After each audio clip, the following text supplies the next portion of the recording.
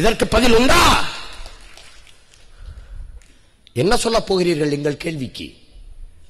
எவரிடத்தில் பதில் இருக்கிறது?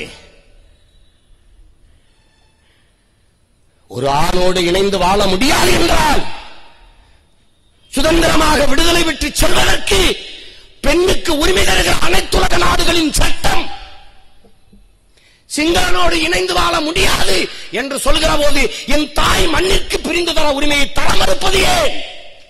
எவரிடத்திலே பதில் இருக்கிறது? யார் எங்கள் கேள்விக்கு எதிர் நின்று பதில் சொல்வது?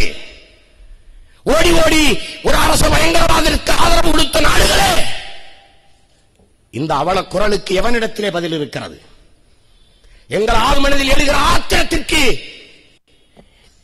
யார் எதிர் நின்று பதில் சொல்லப் போகிறது? ஒன்றே ஒன்றுதான். இனி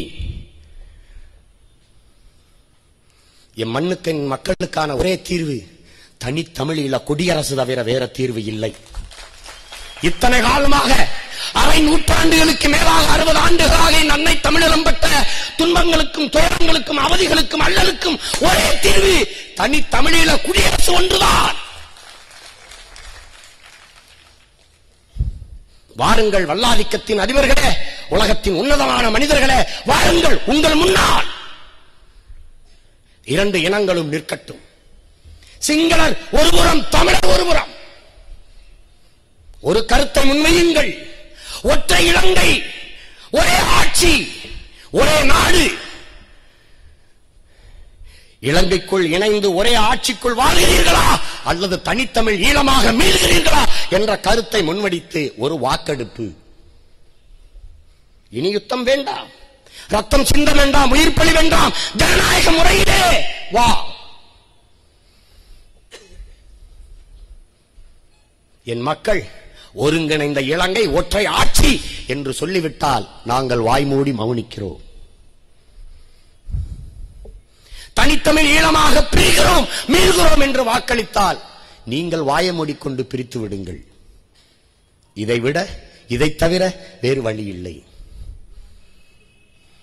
நான் ஆயுதமேந்தி போராடிய போது அதை பயங்கரவாதம், பிரிவினைவாதம் என்று பழி சுமத்தி வீழ்த்திய உலகத்திலே இதற்கு பதில் சொல்லுங்கள். அறிவாயுதம் ஏந்தி நிற்கிற என் அன்னை தமிழ் பிள்ளைகளுக்கு என்ன பதில் சொல்லப் போகிறீர்கள்? உங்கள் கண் முன்னே விரித்து வைத்திருக்கிறார்களே என் தம்பிகள், அந்த படங்களுக்கு நீங்கள் சொல்லப் போகிற பதில் என்ன? என்ன சொல்ல போறீங்க? இந்த புத்தகத்தை அமெரிக்காவுக்கு பிறகு அனுப்புங்கள். நான் கூட சுவிட்சர்லாந்தில் 1ஆம் தேதி, ஜனவரி 1ஆம் தேதி வெளியிடுவதாக இருந்தது. இப்போதில்லை என்றால் எப்போதாவது செல்வேன். உலக நாடுகளெங்கும் இந்த புத்தகத்தை கொண்டு செல்வோம். நான் இல்லை என்றாலும் அது ஓடி சேரும். தமிழகத்தின் தெருக்கிழங்கும் கொண்டு செல்லுவோம். ஒரு அற்புதமான ஆவணம். இதை அனைத்துலக நாடுகளுக்கு அனுப்புவது இருக்கட்டும், தமிழ்நாட்டில் இருக்கிற கருணாநிதி, ஜெயலலிதாவுக்கு முதலில் இதை அனுப்பி இதை பார்த்து விட்ட பிறகு எந்த உணர்வோடு, எந்த முகத்தை வைத்துக் கொண்டு தமிழகத்தின் தெருக்களில் என் தாய் தமிழ் உறவுகளிடத்தில் வாக்கு பிச்சை ஏந்தி வருகிறாய், வாக்கு பிச்சை கேட்டு வருகிறாய் என்று அந்த படங்கள் கேட்கட்டும். கதறி தலையில் கை வைத்து கதறி அழுகிற என் தமிழ் தாய்